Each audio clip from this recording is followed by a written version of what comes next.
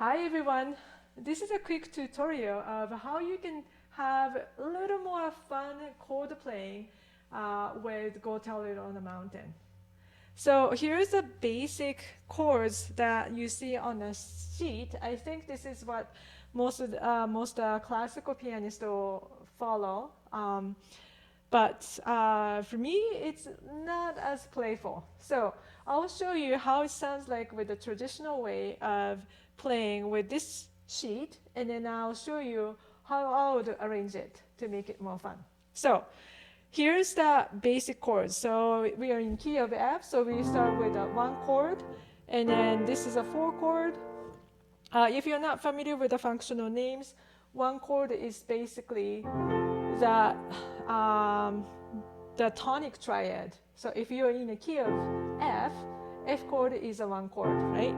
And then four chord will be starting built on the fourth note in the scale, which is B flat.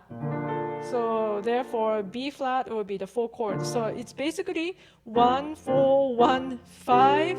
That's a five chord. 1, 1, 4, 1. Here's a little funky one. I'm gonna skip that.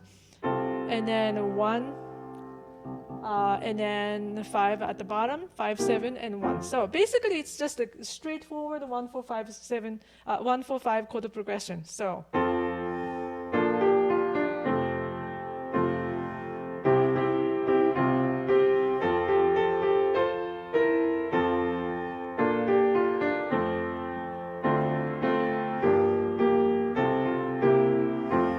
It sounds okay, but here's what I changed.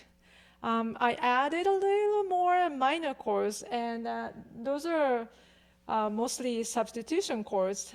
If you're not familiar with the word, don't worry about it. Just follow the chart that I wrote here, and then just have fun with different sounds.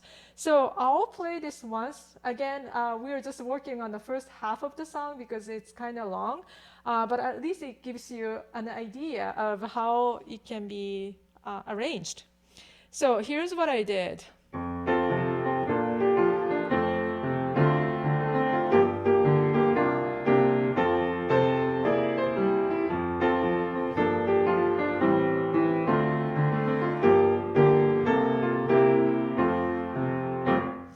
So it's a little more colorful, juicy chords.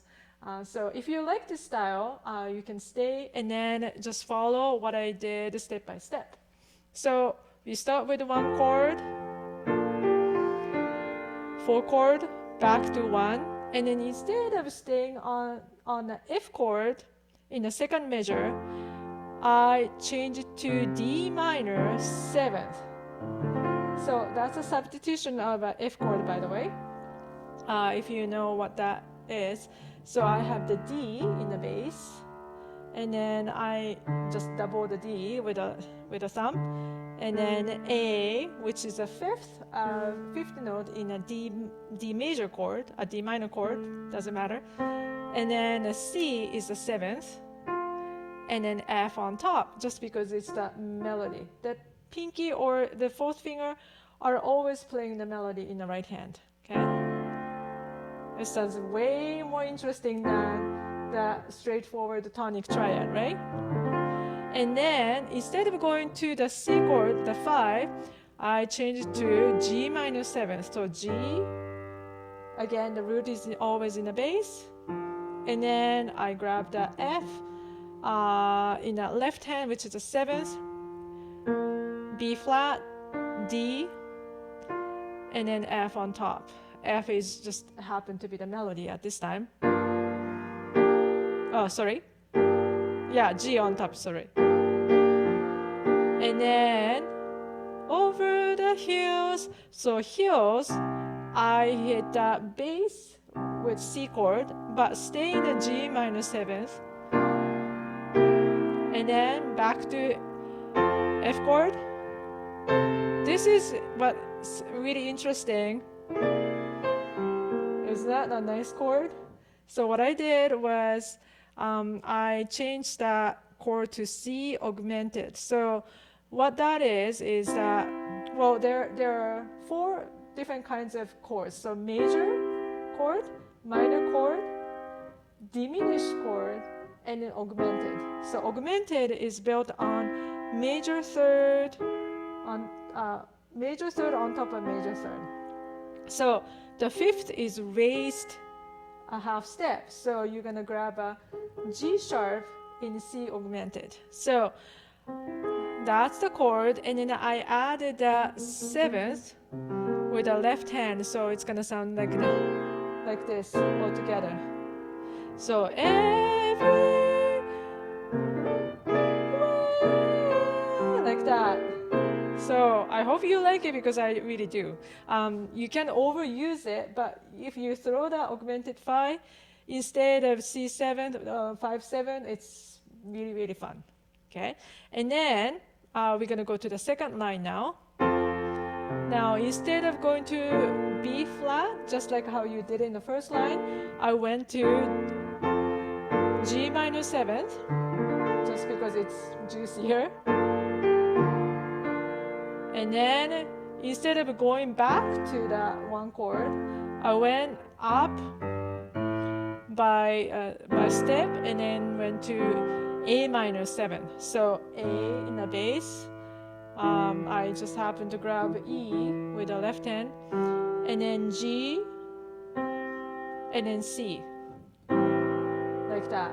It's way more interesting than just going back to that boring F again. And then D minor 7th again. So instead of going to F/C, that's kind of the straightforward chord progression, I changed to G minor 7th, which is way more interesting.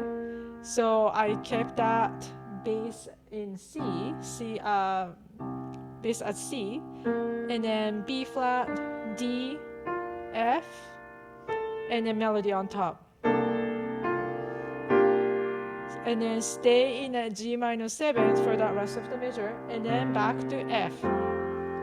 Okay, so with the last F, this is very, very simple triad. So I added the second with the thumb. So the thumb is grabbing the G and then A at the same time.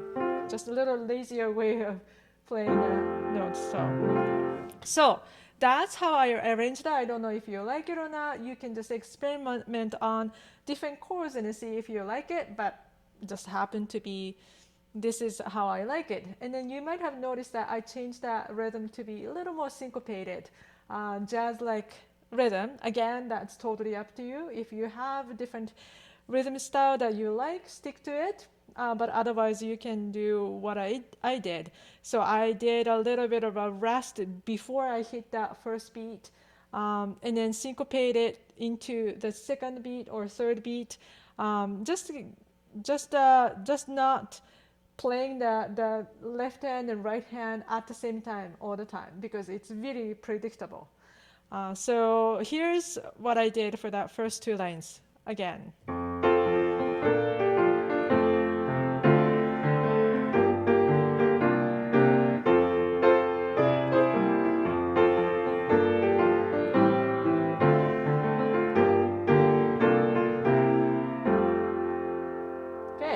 So that's it. I hope you had fun experimenting on different chords. If you have any questions or comments, you can comment below, and I would love to hear from you. So enjoy your practice, and then you can maybe play for your family, friends online for Christmas if you can't get together. This will be a great gift that you can share with your loved ones. So good luck, and then see you in the next video.